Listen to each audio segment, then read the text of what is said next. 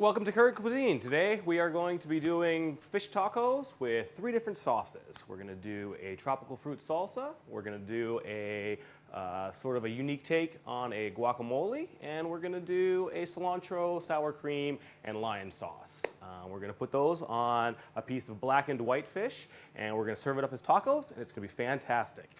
First, we're going to start with the fish. Today we're going to be using some red snapper. We're just going to season this with a little blackened seasoning. This is a prepared blackened seasoning. We want to make sure that we season both sides of the fish. And the reason I'm doing this first is because I want the flavors of the blackening season to kind of soak into the fish a little bit. So we're just going to set those aside while we put together the 3 sauces. And the first sauce we're going to do is the tropical fruit salsa. The main ingredient is going to be pineapple. We're going to add a little papaya. We're going to add a little bit of mango. And here's a little bit of strawberry we're going to add in here.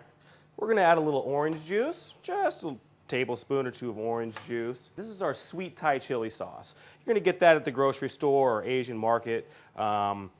It's sweet and it's spicy. It blends itself really well to the pineapple flavors, and it's going to add just a little bit of heat for you there too. And then the last ingredient in the fruit salsa is going to be a little bit of lime. It's about a 1/4 squeeze. That'll be good. So that's the first sauce that we're going to do there. And if you thought that one was tough, you're really going to struggle with this one. It consists mainly of some fresh sour cream, low-fat sour cream, organic if you want. We've got some cilantro, and then a little bit of lime. And this is about a 1/2 squeeze of lime. And then we're going to throw in a little bit of salt and pepper blend. This is kosher salt and black pepper. And then for the final sauce, this is sort of an odd take on a guacamole. And we're going to make we're going to use a whole avocado so we can have a little extra, maybe for dipping. Instead of cilantro in this particular guacamole, we are going to be using basil. It kind of gives it an earthier, kind of a deeper flavor. Again with the lime, 1/4 squeeze. A little Parmesan cheese, how about that? You ever heard of that before? It's kind of wacky, a little nutty. Don't be scared though. And then we're going to throw some fresh garlic in there. We're going to add a little bit of olive oil in there just to kind of give it a creamier, smoother consistency. And then we're just going to get in here and kind of beat it up a little bit. That's pretty much all there is to that one. So basically, we're pretty much set up right now to go ahead and start cooking the fish. I've got a pan back here.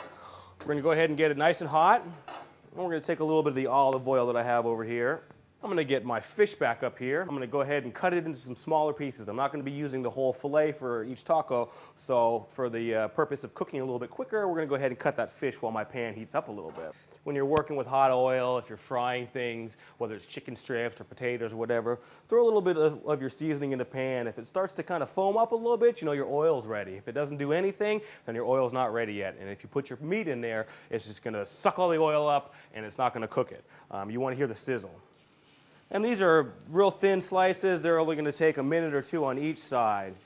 All right, while we have our fish cooking, we're going to get some tortilla shells onto the flat top over here and just kind of get them heated up. All right, so my fish is basically done. I know that it's finished cooking on the side, so I'm just going to turn the heat off and take the pan off the hot burner, and we're going to let it carry over cooking, which means that the heat that's still in the pan and still in the fish is going to go ahead and finish the cooking process for me. Put a couple pieces of fish on that bad boy. We're going to put a little bit of cabbage on each one, a little bit of salsa, a little bit of sour cream sauce, the guac, and then we'll top it off with a little bit of the Roma tomato on top. So let's just see how we did here. I know what it smells like. It smells real good.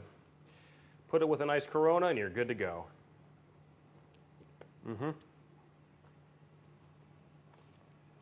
That works just fine. That's what I call current cuisine.